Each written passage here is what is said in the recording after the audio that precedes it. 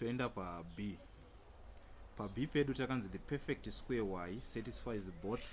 We have got this first inequality ndo iri pekutanga panapa yakanzi 2 minus y less than 3y minus 10 and y less than or equal to 9.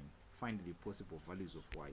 Saka tiri kunzi ma possible values a y orifana kuwana asi ari ma perfect square a y arifana kunge achibva pa this range ishi yatakapiwa yakanzi 2 minus y less than 3y minus 10 kusvika panapa kanzi y less than 9. But tichitasa from my final answer and obtainer from the first section ndaona kuti pandaita this working ndawana y which is greater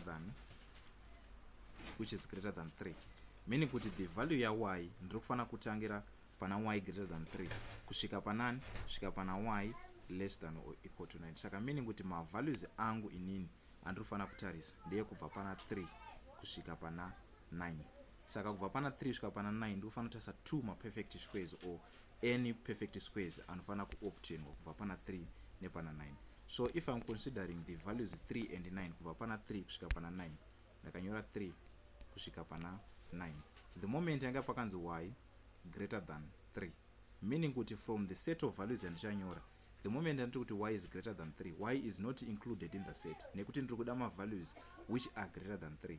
Ma values which are greater than 3 atinoziva. For example ndina 4 then ndina 5 6 ndochiti 7 ndomboti 8 ndo the first set randinaro. Then the other one yakanzi y less than or equal to 9, meaning kuti mamwe ma values a y muset ra y ari ku include 9 nekuti panzi y is less than or equal to 9.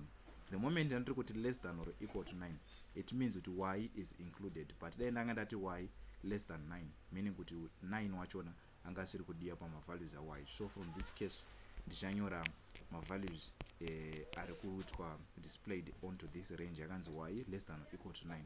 So 9 is being included from this part. Ndakutarisa from this set of values andawana ishi panapa ndanzi ndiri kuda ma perfect squares a y, the perfect square which is going to satisfy from the set randawana iri. Some perfect squares andinawo. For example I've got 2, I've got 4, I mean so panapa ndina 4 which is the perfect square nekuti 4 kuti ndimuwane angufane kuti 2 squared. Panapa ndina 9 which is a perfect square. 9 is the same as 3 squared. Saka my final answer yepa part B ndichangotora 4 na 9 nekuti ndiwo ma perfect squares andiri kuda. So if I check from this solution, that is why ndiri kuti the perfect squares between 3 and 9 are 4 and 9. So these are our final answers.